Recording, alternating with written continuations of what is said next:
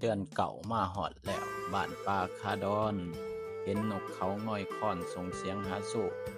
ถึงฤดูเดือนเก่าชาวลาวเฮาท้องถิ่นคงสิเคยได้ยินประดับดินกินก่อนทานขอดน้อมถวายพงหมู่ม่านหยาบหายพากันอยู่เป็นสุขบ่มีโพยภัยทุกข์ผ่านมาใกล้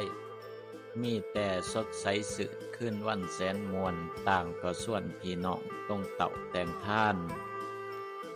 บุญเขาประดับดินถือว่าเป็นบุญประเพณีอันหนึ่งที่บรรพบุรุษเราได้ตั้งไว้ในหีด12เพื่อให้ประชาชนได้ปฏิบัติสืบกันมาตั้งแต่โบราณกาลจนถึงปัจจุบันโดยจะกำหนดในวันแห่ม14ค่ำเดือนเก่า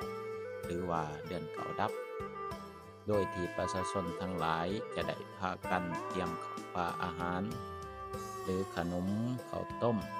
ของหวานของข้าวหมากพลูยาสูบต่างๆทั้งหลายเหล่านี้มาเต่ามาโฮมเข้ากันแล้วเอาไปห่อใส่ใบตองแล้วเอาไปย่ายอยู่ที่วัดโดยจะแบ่งออกเป็น4ส่วน1เพื่อกินในครอบครัวอัน2เพื่อแจกจ่ายญาติพี่น้องส่วนที่3ถวายแก่พระเจ้าพระสงฆ์ส่วนที่4แม่นทำบุญอุทิศแก่ญาติพี่น้องทั้งหลายที่ล่วงลับกับขันไปหรือว่าจะเอาไปไหว้ตามตายวัดต่างๆบุญเดือนเก่าเป็นบุญที่เปิดโอกาสให้ออกตนญาติโยมทั้งหลายได้มีโอกาสได้ทำบุญเพื่ออุทิศถึงบุพการีชนและแสดงถึงความกตัญญูกตเวทีและชาวลาวเฮามีความเชื่อว่าเป็นมื้อปล่อยเพศปล่อยผีบูห่านเพิ่นว่าผู้ใดได้เฮ็ดบุญนี้ผีหรือญาติพี่น้องที่ล่วงลับดับขันไปแล้วนั้นจะให้พรดังพญาบูห่านกล่าวไว้ว่าเขาก็ดีใจล้นคนหัวพองน้ำตาหลั่งทั้งปากก็พองเว้าให้พรเจ้าผู้ท่านว่าสาธุถอนผู้ใด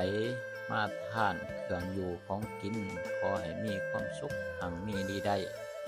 เงินคำแก้วไหลมาเบิดสู่อย่างพ้นจากนั้นให้เมื่อผ่าสู่สวรรค์ส่วนหมู่ลูกผู้ขานั้น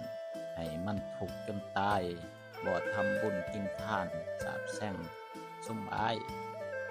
ให้มันตายลงหม้อนาลากาหอนเดือดพ้นจากนั้นให้เป็นเป่าเพศผีอย่าสุมีวันพอโพสนั่งเขาพร้อมให้มันทุกข์อยู่ยิ่งหลับเสมอดามดังเฮาพุ่นเน้อ